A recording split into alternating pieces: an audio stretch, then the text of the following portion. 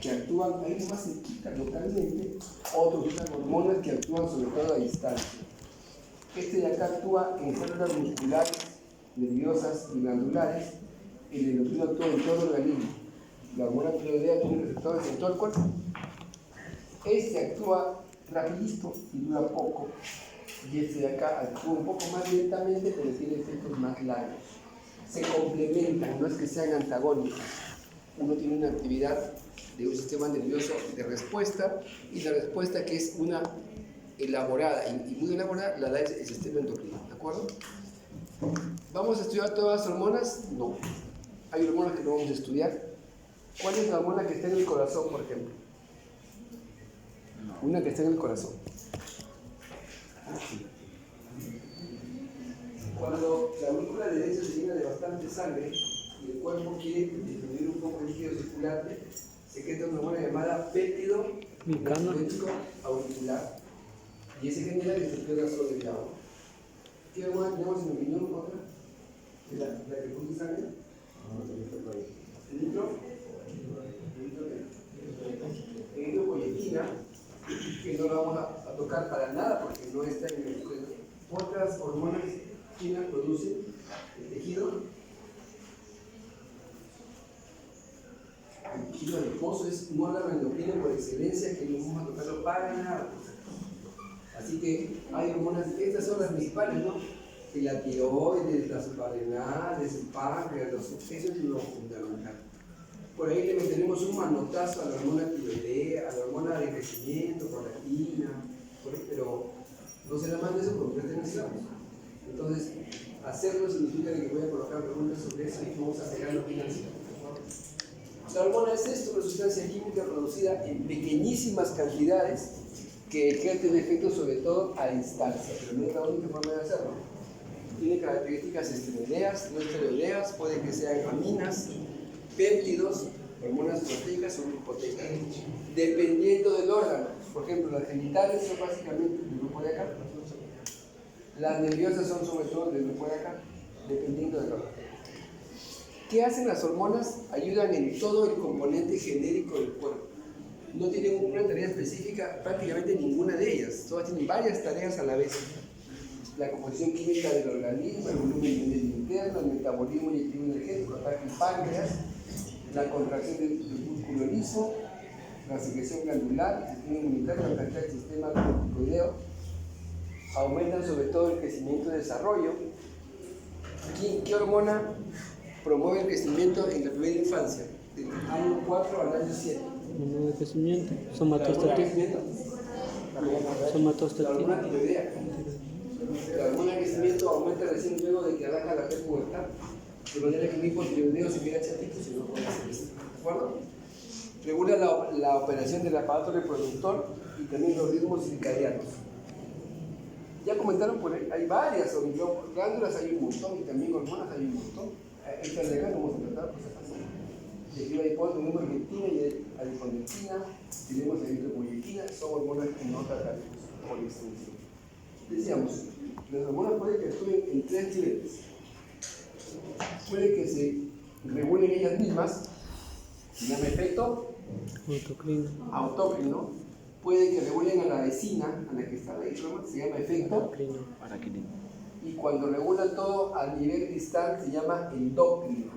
Recién eso es endocrino. Ahora, ¿por qué ese último capítulo de la diapositiva es importante? Algo muy grande. ¿Será solo urgente que tenga el paciente el nivel de hormonas normal o habrá otro factor importante? Para que se dé el efecto hormonal hace falta muchos elementos. Uno de los más importantes, ¿cuál sería en nuestra realidad? Vas a una niñita en un pueblo joven, la encuentras que tiene talla baja, pero sus hormonas son normales. ¿Hay que fallado? Todo normal. ¿Qué hace falta para que se dé el efecto hormonal? Hace falta, por ejemplo, la nutrición, ¿no? Si no hay buena nutrición, olvídate, no pasa nada con eso.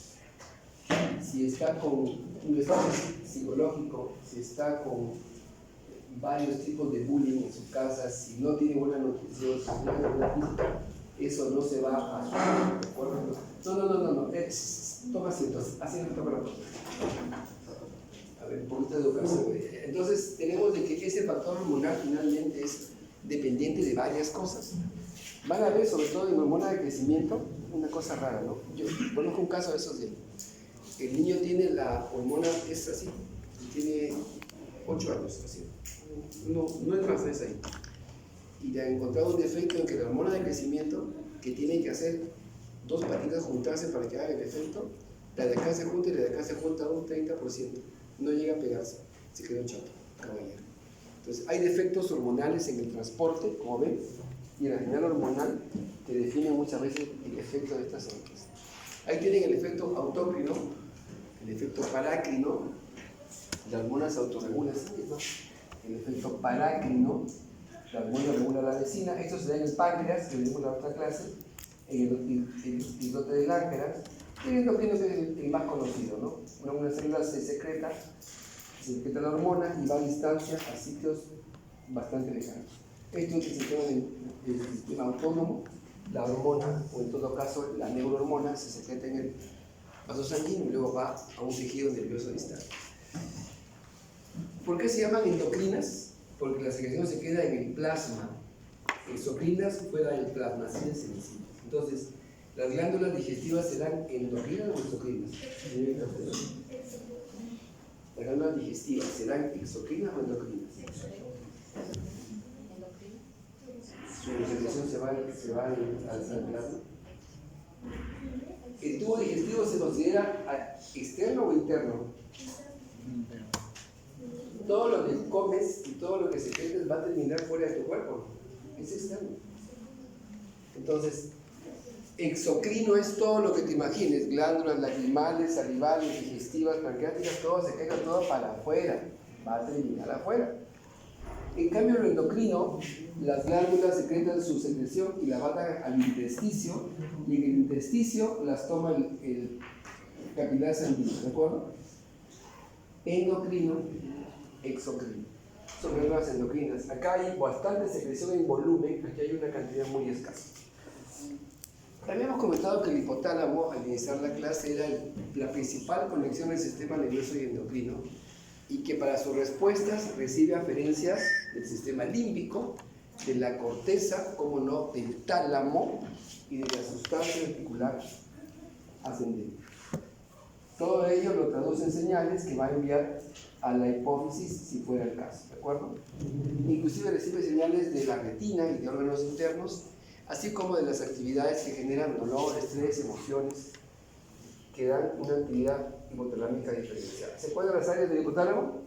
Un área central que está llena de núcleos, un área periférica llena de axones, ¿okay? Ahí tenemos el sistema porto-hipoficiario, ¿se puede ver?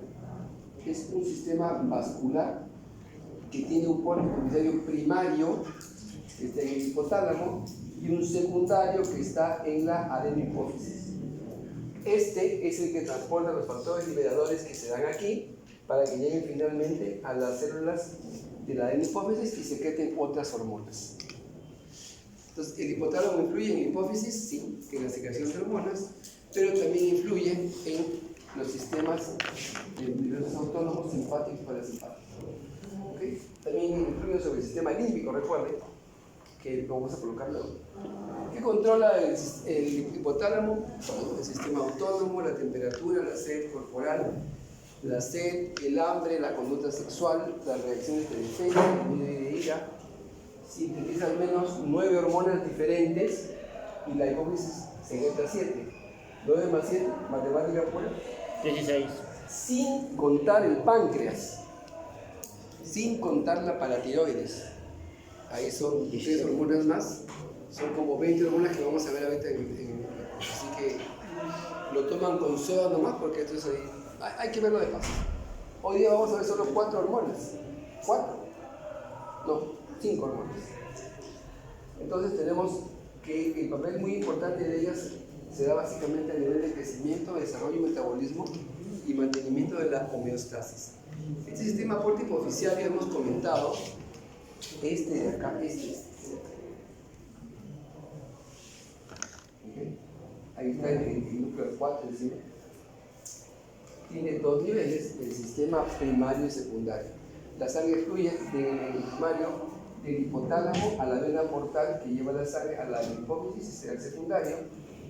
En la evidencia media, sobre todo en el quiasma óptico, hay neuronas especializadas que básicamente sintetizan las hormonas liberadoras y neuronas hipotalámicas. Estas las sintetizan y las almacenan, de manera que están ahí guardadas un tiempo para que luego se liberen de acuerdo al estímulo periférico.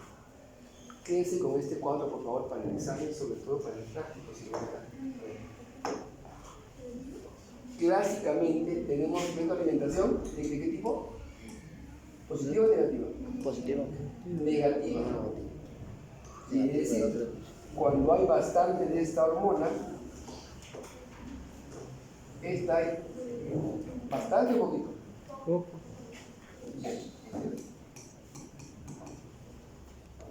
Y también hay poco de la de acá. Cuando esta hormona cae, se incrementa la de acá y se incrementa la de acá, ¿no es cierto? Eso se llama eje hipotálamo hipófisis glándula. Acá podemos colocar tiroidea, suprarrenal, lo que ustedes quieran. El eje tiene retroalimentación negativa. ¿Okay? Entonces, si tengo un paciente hipotiroideo y tengo baja T3 y T4, ¿cómo está el TRH? Elevado. Y el TSH también va a estar aumentando. normalmente aumentado si fuera primario, ¿cierto? Es bien sencillo de entender. Ahí tenemos los estímulos del sistema nervioso central, el hipotálamo, luego viene el tálamo, el hipotálamo, luego viene el infundíbulo, la hipófisis. La regulación negativa se da por asa larga, generalmente, quiere decir la hormona circulante es la que regula la producción de factor generador hipotalámico, y en segundo lugar, la hormona circulante bloquea la liberación de hormonas en hipófisis. El eje largo es el más importante, el eje corto es el secundario, ¿de acuerdo? Entonces ahí tenemos una aproximación un tanto grosera de lo que es la hipófisis anterior, aquí, el sistema porta, los núcleos de las células del hipotálamo, como ven acá los factores liberadores, llegan por acá y luego se metan hormonas. El sistema posterior no tiene sistema porta, tiene básicamente axones. De lo que es el hipotálamo. Núcleos Supraóptico y paraventricular. Supraóptico para ADH, paraventricular para oxitocina. ¿No se agregan los dos lo mismo? Ambos producen las dos hormonas, pero a predominio de la ADH es el supraóptico y a predominio del paraventricular es el oxitocina. Ahí tienen ustedes los precursores, en general, tienen las células diana donde van a actuar y tienen la hormona que se genera luego de esa interacción y lo que hace la hormona que se ha liberado. Eso es en la anterior. En la posterior, miren, el hipotálamo secreta ADH y va directamente a actuar al plasma. Igual la oxitocina producida se va directamente al plasma, no se queda como una etapa intermedia como esta. ¿Tiene autorregulación con el hipotálamo? No. Desde acá sí. Ahí tienen ustedes todo el esquema de la autorregulación, ¿no? Tenemos el hipotálamo, el sistema porta, las células adenomatosas, el sistema de producción hormonal y finalmente la liberación de acuerdo al estímulo recibido. Ahí tienen uno de los ejes, a ver, que es cuando vean la RH es hipotalámico, ¿de acuerdo? El NRH libera hormonas gonadotróficas que van a hombre y a mujer, a los dos. El TRH libera tirotrofina o TSH, que estimula el tiroides. Recuerden que también el TRH libera prolactina, pero en cantidad muy pequeña. El CRH libera ACTH y el GRH, miren la diferencia, uno se llama GHRH, hormona de crecimiento. ¿Quién la bloquea? Es La la somatostatina. ¿De acuerdo? Está bien cercana y debería ser fácil. Por último, la prolactina, factor liberador de prolactina, libera prolactina. ¿Quién la bloquea? La dopamina. Entonces, esto también se da por si acaso en el hipotálamo. Esos dos son hemotalámicos. Ahí tienen que el sistema hormonal está organizado de modo que todas las células finalmente interactúan para una tarea común. Quiere decir que el crecimiento es producto de la formación de hormona tiroidea, hormona de crecimiento, insulina y hormonas sexuales. El efecto farmacológico, el efecto final de una hormona no depende de una sola, por si acaso, son varios efectos. Volvemos a esto, ahorita el hipotálamo estimula el sistema nervioso autónomo, estimula también la liberación de vasopresina y insulina directamente en el plasma, va a la hipófisis y ahí genera la producción de dos hormonas importantes que rápidamente actúan. Se llama hormona de crecimiento y prolactina. No hace falta más intermediarios. Pero luego va también a estimular glándulas endocrinas y secreta el resto de hormonas tiroideas, corticoideas, andrógenas, etc. Tiene tres niveles de actuación: nivel hipotalámico, hipofisiario y nivel endocrino periférico. La hipófisis tiene dos partes, tiene una parte de adenopófisis y otra parte de neurohipófisis, que está básicamente dada por la parte posterior.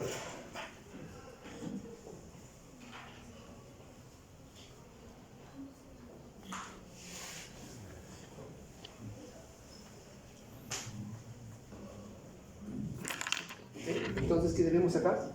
La adenopófisis representa 3/4 partes de toda la hipófisis. Tiene una parte distal y una parte tuberal. Secreta hormonas que regulan un amplio rango de actividades que vamos a ir viendo en el desarrollo de esta unidad. Hay que tener un eje, por ejemplo, el eje hipotálamo, hipófisis, hígado, que se da con la hormona de crecimiento. Que RH es factor liberador. Acá está la hormona de crecimiento. Va al hígado y en el hígado se produce una hormona llamada factor similar a la insulina 1, que es el que da el efecto para el crecimiento, y este hace el feedback negativo con la adenopófisis para que no se crezca más hormona de crecimiento. Igualmente, esa GH incrementada bloquea el nivel hipotalámico y permite que se mantenga el nivel de hormona de crecimiento circular. Entonces, retroalimentación negativa. ¿Y de qué depende el crecimiento? Como comentaba, nutrición, estrés, ejercicio y sueño. ¿Puede que el estrés origine hipotiroidismo? Pregunta para ustedes. ¿Puede que el estrés lo suba de peso y origine que su hormona tiroidea caiga o no? Sí. Sí. Las catecolaminas disminuyen con el cortisol la cantidad de TSH circular. Y eso origina hipotiroidismo. Si alguien, a ver, en términos sencillos, arranca a subir de peso, entiende menos, tiende al sueño, como mucho de por acá, y cuidado que puede ser un hipotiroidismo que se sienta la vieja, generalmente sobre todo la vieja, son preocupantes. Otro eje, el eje hipotálamo, hipófisis, adrenal. ¿Qué hormona regula esto de acá? El cortisol. ¿Se acuerdan? Actúa en estos niveles. Cuando tenemos mucho cortisol, inhibo la secreción, sobre todo de CRH y luego también de ACTH. ¿De acuerdo? Asa larga, asa corta. Tenemos de que la respuesta de. ¿Se fue nada más, personas? Que las respuestas que tenemos en el sistema de cortisol, tenemos que aumenta la gluconeogénesis, baja el transporte de glucosa, aumenta la degradación proteica y mueve las grasas, tanto que da en el síndrome de Cushing la característica clínica correspondiente. Ataca los órganos que ya hemos comentado, hígado, músculo y grasa, igual que la insulina, igual que el glucagón. Tenemos en la hipófisis las hormonas somatotróficas que estimulan el crecimiento y regulan el metabolismo. Tenemos la TRH que estimula la secreción de TSH. Tenemos las gonadotróficas que secretan TSH y FSH, ¿de acuerdo? Siempre y cuando tengan la actividad intrínseca de la TSH. Sin hormona tiroidea, los efectos sexuales no se manifiestan. La hipotiroidea congénita no tiene desarrollo sexual, justamente porque permite que esas hormonas puedan actuar. ¿Dónde actúa la FSH y LH? En mujeres y en varones también, ¿de acuerdo? O sea, la secreción de testosterona, la producción de esperma, la eyaculación misma depende de la oxitocina producida. Las lactotróficas producen leche materna y las corticotróficas producen a través del CRH la secreción de corticoides, aldosterona y andrógenos en la corteza. vimos de que acá están las hormonas liberadoras que estimulan la secreción de hormonas. La retroalimentación negativa, las hormonas que se liberan son aquellas que regulan finalmente cuando se produce de una hormona precursora o no. En baja cantidad de hormona circulante, que es la que hace el efecto final, la secreción de los precursores se incrementa. Cuando esta hormona incrementa su nivel, los precursores finalmente van a disminuir. Ahí tienen ustedes los ejes o lo normal que se da con la hipófisis, el perfil de la producción hormonal y la autorregulación que tenemos. Distinto es lo que pasa con la oxitocina y la hormona antidiurética, que no dependen de un eje que finalmente lo libera. A ver, ¿ustedes pueden liberar oxitocina en este momento o no? Habla bonito, mamá. ¿No puedes liberar oxitocina? A ver, claro, habla. Sí, no cierra, cierra la cosa.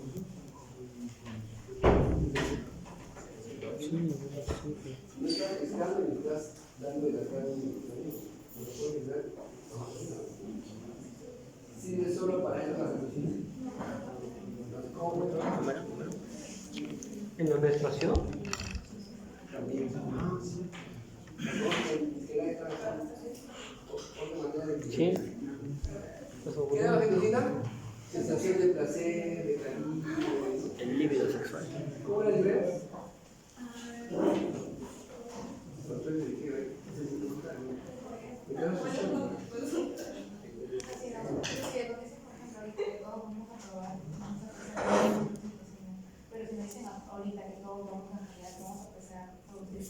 Más fácil, sin hablar. ¿Cómo liberas oxitocina?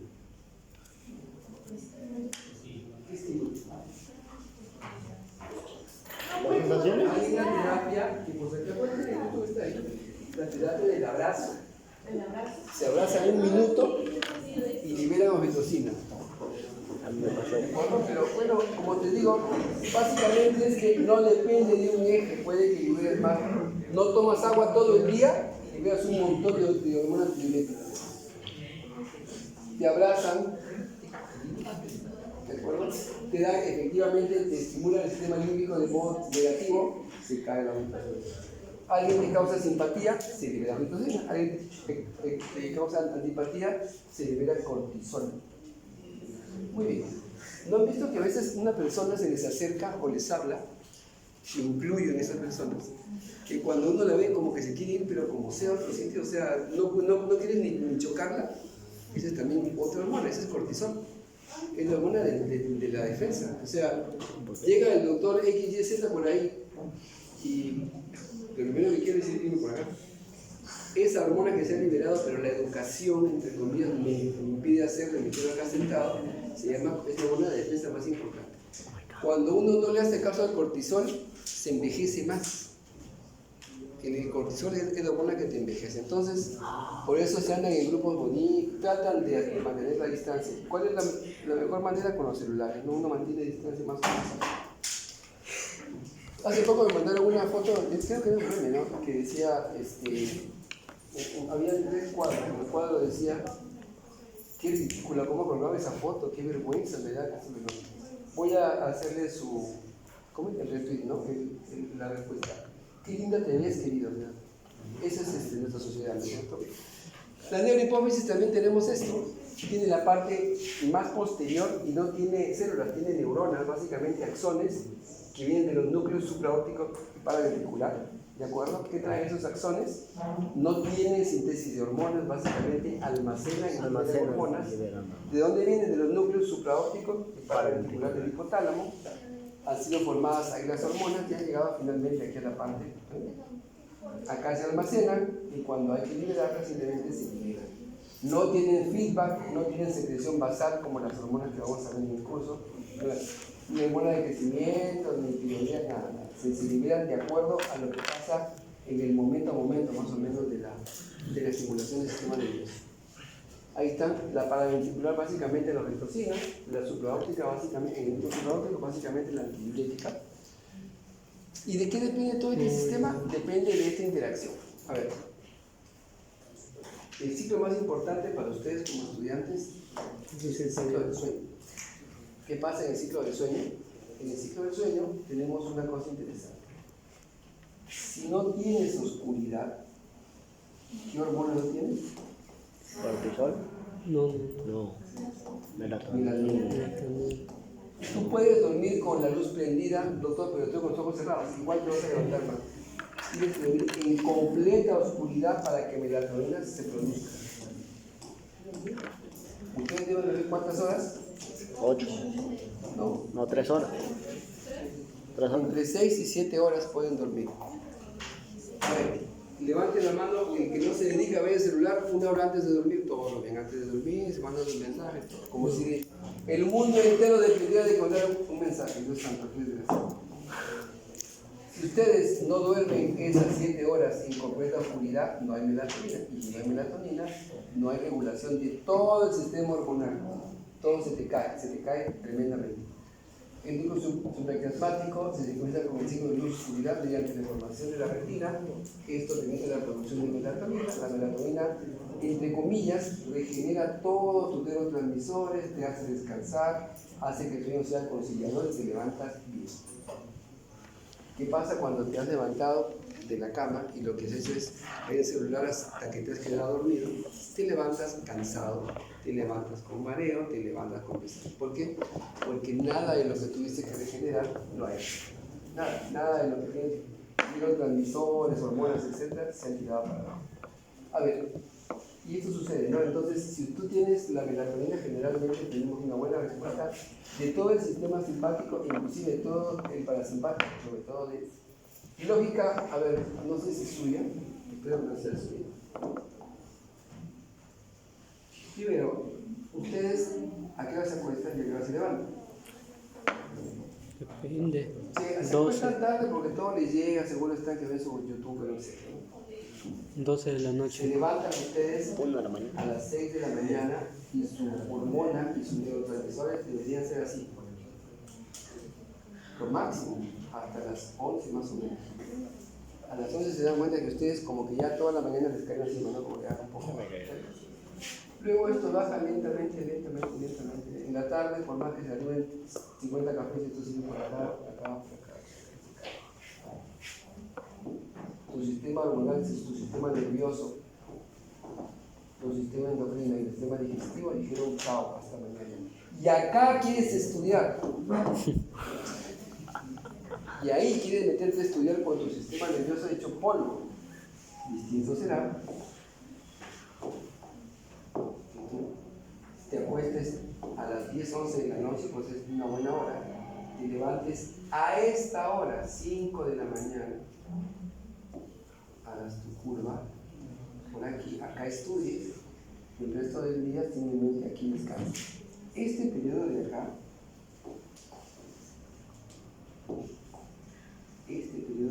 este de acá es muy importante para dormir. Aquí no hay que estudiar. Ahora, yo estudié acá, efectivamente. Yo he hecho eso de amanecer, de 3 días después, negarlo imposible. Pero realmente se favorece más la memoria de largo plazo cuando uno estudia aquí, no aquí. Si uno duerme bien aquí, este periodo es altamente productivo. Apaguen el celular cuando se levanten y se van a dar cuenta cómo es su evolución energética. Muy bien, tenemos para acabar oxitocina, tenemos que incrementa la contracción del músculo liso y la inyección de leche con las mamas en una paciente que está lactando. La función tiene varias funciones, de hecho, funciones afectivas, funciones de construcción del músculo liso, funciones antibióticas también. Y la antibiótica tiene básicamente dos actividades. La antibiótica actúa en el riñón y actúa en el vaso sanguíneo, origina vasoconstricción y origina una disminución de la aridez cuando hace falta mantener el volumen circular. Se libera básicamente cuando hay hipotensión arterial o un incremento de la osmolaridad plasmática. Esos dos factores la pueden liberar. Bien. Entonces, dicho esto,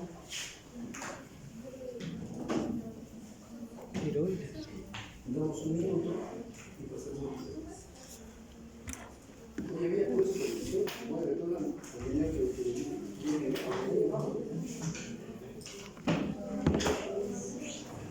Medio sueño. Mis niveles de oxidación ayer, de melatonina de... A ver, tómese por favor 5 minutos para continuar. Vamos.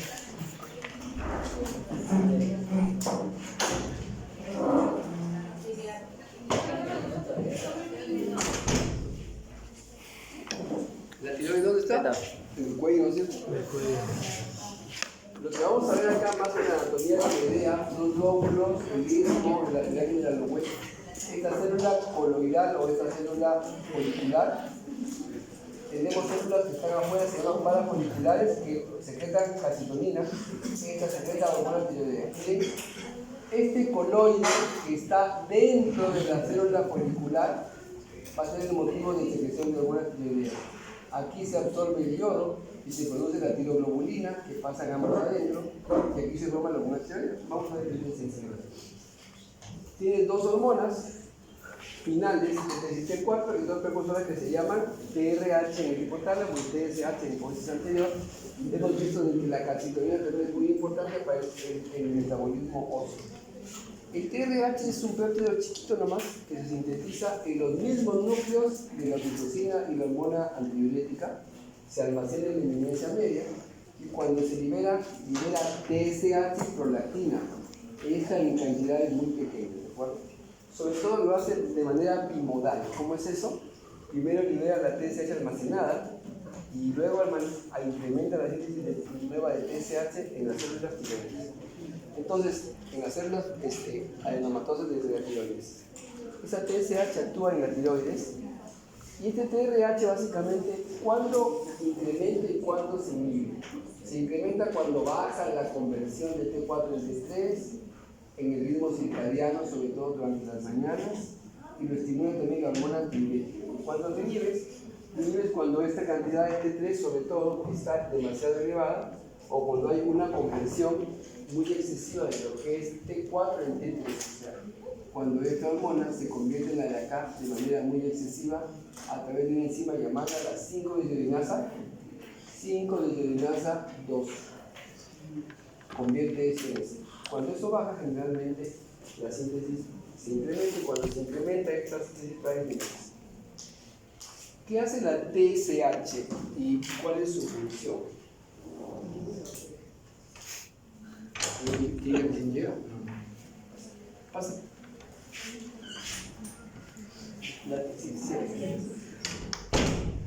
La TSH se produce en la hipófisis, en las células fitotrofas. Este es su valor normal, pregunta de examen. ¿De acuerdo? Es un examen elemental para diferenciar el tipo de hipotiroidismo que tenemos entre ellos. Entonces, estas hormonas tiroideas precursoras son las que van a ayudar a que las hormonas se produzcan. ¿Qué hace la TSH? Vamos a verlo ahora. Primero, ¿cuándo se incrementa y cuándo se inhibe? Se incrementa cuando hay gran cantidad de TRH circular. Se incrementa cuando hay una baja de hormonas tiroideas. Y sobre todo cuando la actividad de esa que convierte esto en esto disminuye, la 5-deshidrogenasa y en presencia de estrógenos, sobre todo en las damas embarazadas, esto es muy importante. ¿Cuándo se inhibe la TSH? Cuando hay demasiada actividad de la enzima comentada, cuando hay demasiado T3, y también se inhibe cuando hay somatostatina y dopamina, después de examen, inhibidores de la hormona de crecimiento y de la prolactina, ¿de acuerdo? Ahí se inhibe la TSH. Cuando secretamos TSH, esto en consonancia con lo que hemos hablado hace un momento, básicamente durante la noche, en este periodo de acá. ¿Quién se secreta más a esta hora? ¿Qué es la hormona? La hormona de crecimiento. De manera que si no tiene sueño alterado y no duerme así, sino tiene esto de acá, con el tiempo hará hipotiroidismo, justamente por la falta de un ciclo de sueño adecuado. Después, la TSH lo hace todo finalmente. Vamos a comentar. ¿Qué son pseudópodos? ¿Se acuerdan? La célula coloidal.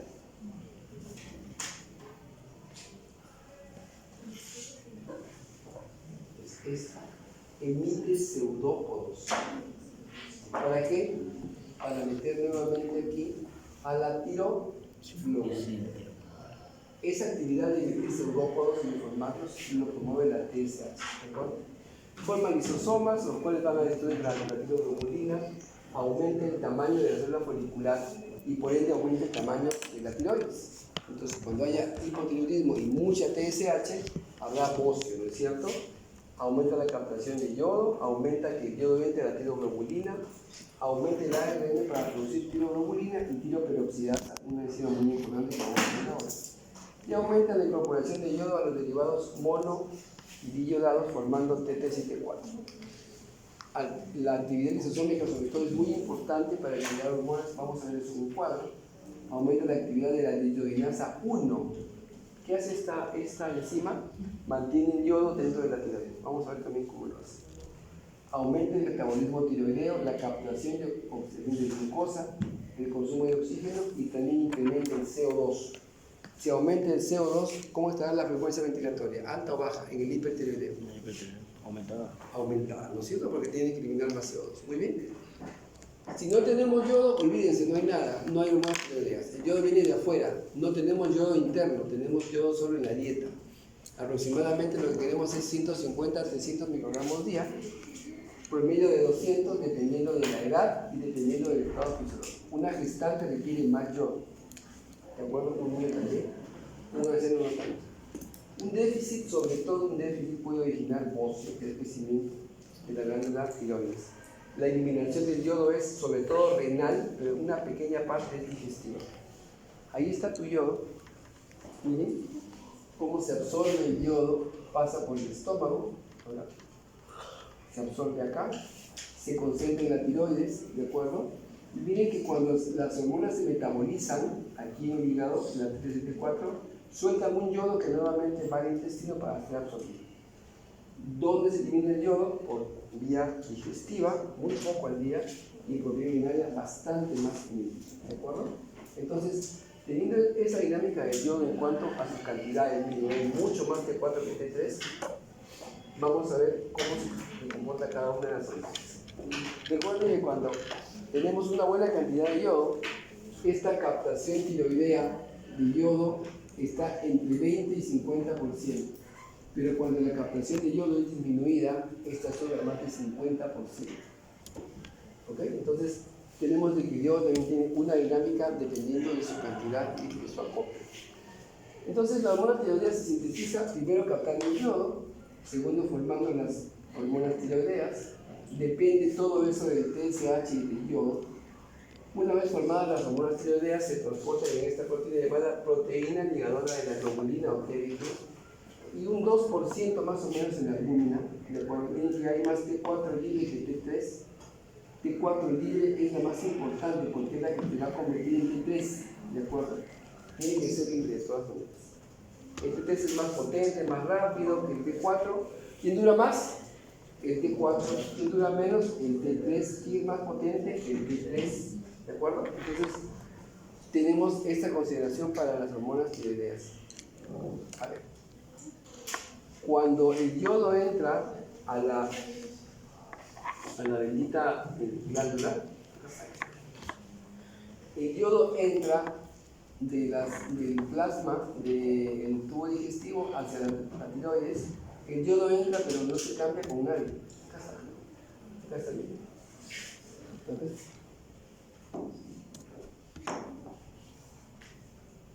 a ver si se entiende toda la secreción del yodo. El yodo que entra por la dieta viene por acá, se mete por un simportador. ¿Entra con quién? Con el sodio. Entra y no lo para nadie, se va hasta el borde de la célula folicular, este es el coloide ya.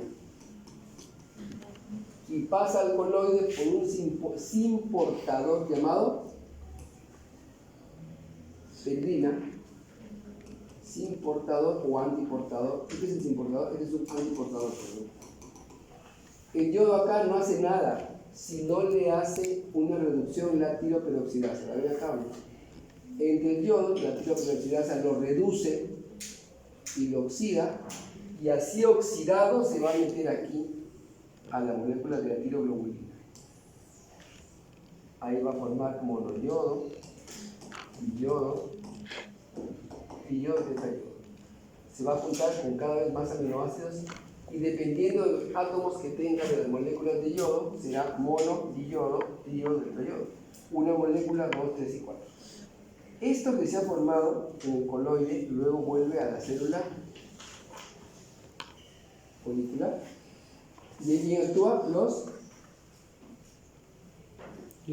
lisosomas, destruyen esta cápsula, liberan T4 y T3, como ven acá ustedes. ¿Y esto qué pasa? ¿Cómo se recapta este yodo que ha sido eliminado acá? Por la 5-deshidrogenasa 1. Sigamos como estaba haciendo. Eso es toda la secuencia de hormonas tiroideas. Entra el yodo, sin portador, antiportador, se oxida con la tiroperoxidasa, pasa a la molécula de macroglobulina, de tiroglobulina, y finalmente se forman los derivados yodados para ser liberados al plasma. ¿De acuerdo? Luego de que la tiroglobulina entró a la célula nuevamente, hay rotura de ese tipo de cubierta, se libera T4, T3 y T4, y básicamente luego de que se libera, la actividad farmacológica se da lugar. Tener en cuenta esto, de acuerdo a esto, ¿okay? Tetrayodotironina, 4 iones, tiodotironina, 3 iones, monoyodo, 1, diyodo, 2. De la T3 tenemos dos formas, T3 normal y T3 reversa, que eso lo vamos a ver después. La T4, como hemos comentado, se convierte en T3. Al hacerlo se convierte en T3 normal o T3 reversa. La mayor cantidad es T3 reversa, no es normal. ¿De acuerdo? Entonces, esta T3 reversa tiene una actividad muy pequeña, muy escasa, de hecho. La que es 8 veces más potente que la T4 es la T3. Esta conversión de T4 en T3, bien sea al lado de acá y al de acá, depende de estados hormonales, de estados como la fiebre, enfermedades crónicas, el cáncer, que hace que esto gire hacia allá o venga hacia acá. Acá se ve la gestación, ¿no es cierto? Las drogas, como varios compuestos hormonales, ¿dónde se metabolizan? En el hígado. ¿Qué pasa en el hígado con las hormonas tiroideas? Pierden un yodo y el tetrayodo pasa a triyodo y el triyodo pasa a diyodo y aquí ya no hay actividad biológica posible. ¿Y ese yodo dónde va? ¿Lo recapta qué hormona? ¿Qué enzima? Ese yodo que se ha liberado en el hígado nuevamente es reabsorbido en el tubo digestivo, la 5-deshidrogenasa 1. Ya hemos comentado esto en la... Acá está. Esta es la que realmente permite que se haga una recaptación de lo que es eso. Esa recaptación y esa conversión de T4 a T3, ¿cuándo disminuye? En la vida fetal, en la restricción calórica, en la enfermedad hepática, enfermedades crónicas como las hepatopatías o nefropatías, cuando hay caída de oligoelementos y finalmente cuando hay un déficit de selenio sobre todo. ¿Ustedes comen oligoelementos? No. A ver, ¿cuáles son? Carbohidratos. Ustedes que están estudiando, ¿se arrima encima o no? Carbohidratos. No comen. ¿Qué elementos le falta a ustedes que realmente que no ven en su dieta? Sí. Aparte de selenio, Cobre, magnesio, manganeso y zinc. 5 oligoelementos importantes. Muy bien, ¿dónde actúan las hormonas tiroideas? Actúan en el núcleo celular de todas las células corporales. Ahí tenemos receptores nucleares, el PA y el RB, que son proteínas no histónicas ligadas al ADN. Cuando llega la hormona tiroidea, los une, los liga y modula la transcripción de genes de esa zona de la cadena del ADN, ¿de acuerdo? Y hace una síntesis de ARN mensajero. Este RNA mensajero sintetizará proteínas citosólicas que se van a traducir en el efecto de la hormona tiroidea, ¿de acuerdo?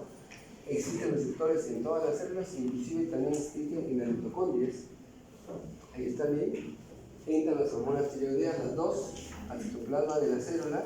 Luego entra al núcleo celular, aquí están las proteínas PA y RB. Estas se ligan a ella y forman lo que se llama el elemento de respuesta tiroidea, que finalmente origina la producción de una cadena de ARN que tiene varias traducciones. Puede ser para bombas de sodio y potasio, para enzimas gluconeogénicas, respiratorias, cadenas pesadas, receptores. Tiene una traducción muy amplia de lo que sale de acuerdo.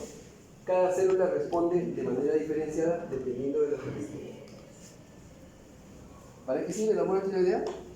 Sobre todo para la maduración del sistema nervioso central. ¿De acuerdo?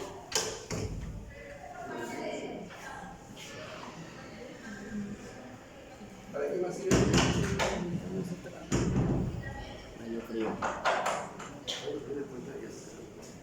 ¿Para qué más sirve? La estimulación de hormonas, sobre todo la hormona de crecimiento. ¿Para qué más sirve? ¿Para qué más sirve?